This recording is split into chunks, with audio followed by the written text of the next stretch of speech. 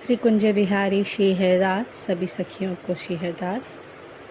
आज हम ब्रज के भक्त के श्री कृष्णदास बाबा जी जो काम्य वन में अपना भजन किया करते थे, उनका चरित्र श्रवण करेंगे। भक्त को भगवान को खोजना नहीं पड़ता, भगवान स्वयं उसे खोज लेते हैं। भक्त जितना भगवान के दर्शन की इच्छा करता है, उससे कहीं अधिक भगवान उनके दर्शन के लिए उतावले रहते हैं। भक्त जितना भगवान को प्राप्त कर मन और प्राण से उनकी सेवा करने के लिए उत्सुक रहता है, उससे कहीं अधिक भगवान उसकी सेवा ग्रहण करने को ललायित रहते हैं। भक्त की प्रेम सेवा में भगवान को जो सुख मिलता है, वह उन्हें वैकुंठ में भी प्राप्त नहीं होता। तभी तो वे श्री विग्रह रूप में इस लोक में आते हैं भक्तों की सेवा ग्रहण करने। पर इस लोक में आकर भी उनका मिलकर बिछुड़ जाने और बिछुड़ कर मिल जाने का स्वभाव नहीं छूटता। लुका छिपी का खेल उन्हें चिरकाल से प्रिय है। इस खेल में भक्तों पर जो बोलती है, उसे उनके सिवा और कौन जानता है। वे जब मिलते हैं तो हाहट से मिलते हैं, अट्ठाह से मिलते हैं, अनायास मिलते हैं, बिना बुलाए मिलते हैं। बिछुड़ते हैं तो हट्टास से बिछुड़ते हैं, बिना नोटिस किए, बिना रहम किए, बिना चिरोरी विनती का या कहने सुनने का अवसर दिए बिना। उनके लिए तो इस लुका छुपी में लाभ हानि का बराबर होता है, क्योंकि वे एक से बिछुड़ते हैं, दूसरे से मिलते हैं। पर जिस भक्तों से बिछुड़ते हैं, उसका सर्वस्व लूट जाता है। आज भी वे स्वतंत्र पूर्वक दो भक्तों से लुका छुपी का खेल खेल रहे हैं। एक से मिलने के लिए बंगाल से ब्रज तक की लंबी यात्रा करके आए हैं, दूसरे को ब्रज से बंगाल वापस भेजने को उत्सुक हैं। एक की सेवा त्याग रहे हैं, दूसरे की सेवा ग्रहण करने में उतावले हैं। जिनसे बिछुड़ रहे हैं वे हैं श्री नित्यानंद प्रभु के वंशज, डाका के श्री लक्ष्मीकांत प्रभु के पुत्र श्री नवल किशोर गोस्वामी। जिनसे मिल रहे हैं वे हैं काम्य वन के श्री जय कृष्णदास बाबा जी महाराज। श्री नवल किशोर गोस्वामी आए थे ब्रज दर्शन करने अपने ठाकुर श्री राधा मदन मोहन को साथ लेकर। जा रहे हैं कुछ दिन श्री कृष्णदास बाबा की भजन कुटी में रहने के पश्चात अपने प्राण धन को छोड़कर।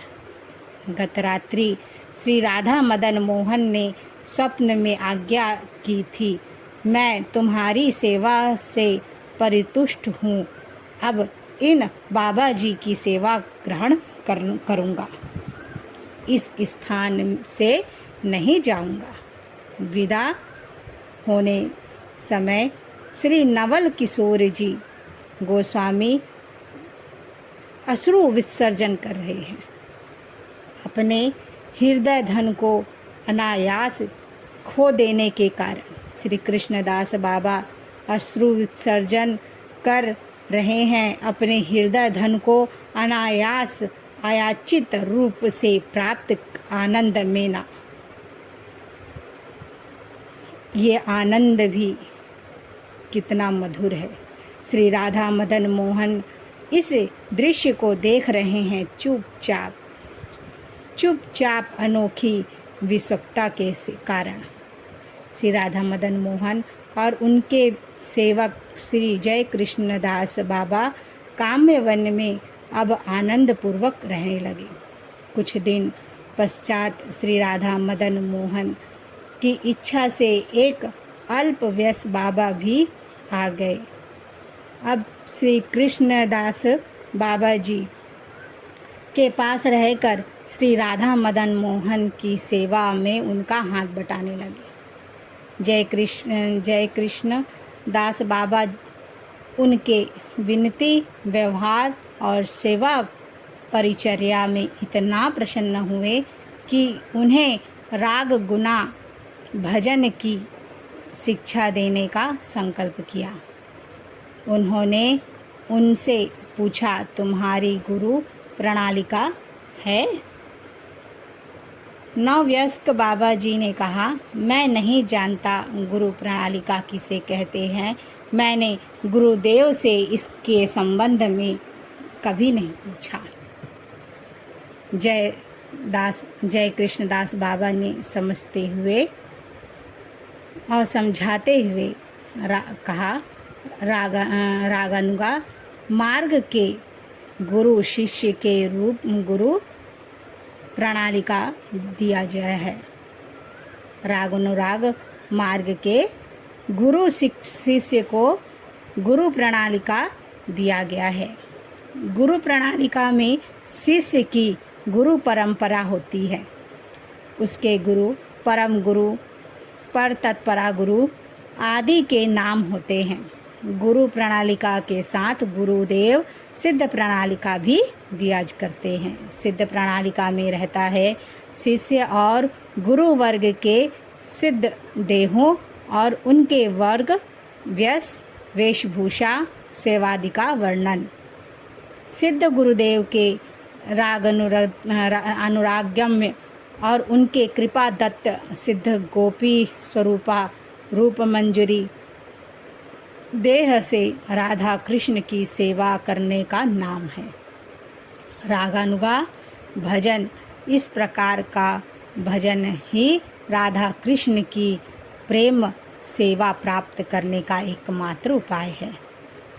यह भजन गुरु प्रणालिका के बिना संभव नहीं है।